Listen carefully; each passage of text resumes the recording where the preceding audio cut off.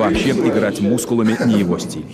А вот прибавить 0 к своим 50 годам и, получив цифру 500, поставить собственный рекорд на тренажере вполне в духе Мурата Зязикова. Сколько раз под силу? 500 раз. С перерывами.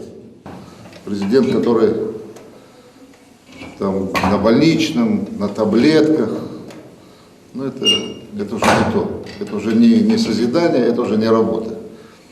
Вот. Я вам скажу, что за последние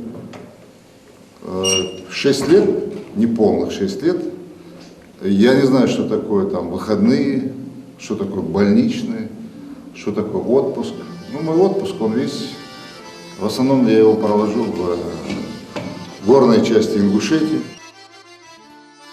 День, проведенный в горной части Ингушетии, он как бы равносилен 3 месяцам отпуска, там, скажем, в Баден-Бадене или там, значит, на каких-то лыжных курортах. Потому что это очень красиво, очень такое самобытное и по климатическим условиям, и по природным, по красоте. Очень красивое место. Конечно, сказочной по своей красоте природа Ингушетии с ее башнями, словно выросшими из глубины веков, не терпит суеты. Но на размышления о неприходящих ценностях бытия времени нет. Хорошо бы остановиться, сбавить темп, но надо бегом. Быстрее и еще быстрее. Так было задумано 5 лет назад, когда вместе с всенародно избранным президентом республика вышла на старт. Скорость добавляется.